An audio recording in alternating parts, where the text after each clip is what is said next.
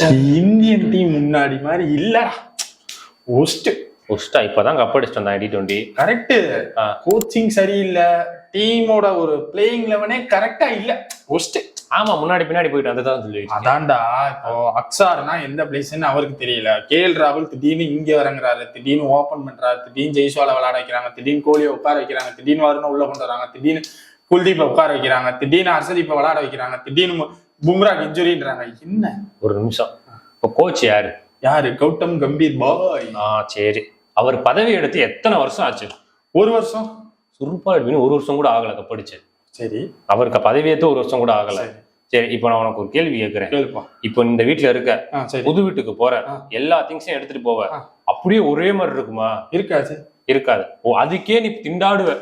அது போக இந்த ப்ரூஃப் அந்த ப்ரூஃப், இதை மாத்து அதை மாத்து, அதுக்கே அவ்வளவு கஷ்டப்படுவ. வெறும் ஒரு வீட்டுக்கே நீ அவ்வளவு கஷ்டப்படுறியே, ஒரு இந்தியன் டீம் அவர்கிட்ட கொடுத்துட்டு போனோன்னு எல்லாத்தையும் கரெக்டா நொட்டணும்னா அவர் எப்படி பண்ணுவாரு? அவர் எல்லா பிளேஸுக்கும் செக் பண்ணி பார்ப்பாரு, ஒவ்வொரு பிளேயரா. அவருக்குன்னு ஒரு மைண்ட் தாட் இருக்குல்ல, உன் ஃபேவரட் பிளேயருக்கு ஒரு மைண்ட் தாட் இருக்குல்ல, அந்த கோச்சுக்கும் அப்படிதான் இருக்கும்.